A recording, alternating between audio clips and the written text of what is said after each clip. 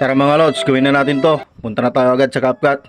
Gayahin nyo tong video na ganito, parang may sinipa, at isang video na ganito na nakaupo.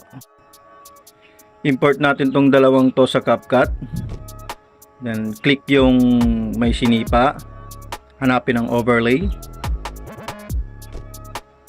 drag dun sa bandang part na nakaupo pa rin siya. Then hanapin ang opacity, put it to 50.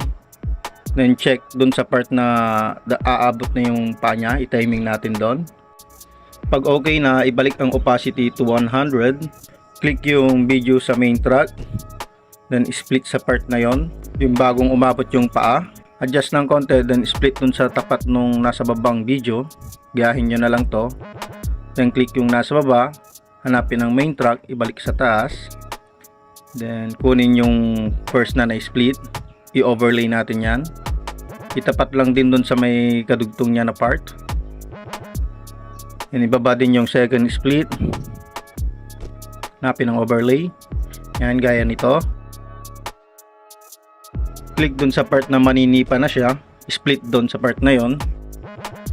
Click yung left side, hanapin ang copy, then overlay yung na-copy. Itapat lang din dun sa same clip, gaya nito. Gayahin nyo na lang, hanapin ang cutout and remove background. Click yung second layer na nakaupo, hanapin ulit ang cutout, remove background. Then sa first part ng na-remove background na yan, lagyan natin ng keyframe. Then adjust ng konti, drag yung nakaupo na na-remove ang background, gaya nito. Pa-like, follow, and share na rin mga lods para matuto din ng iba. Ganito ang itsura niya. Then hanapin ang ratio, 9:16.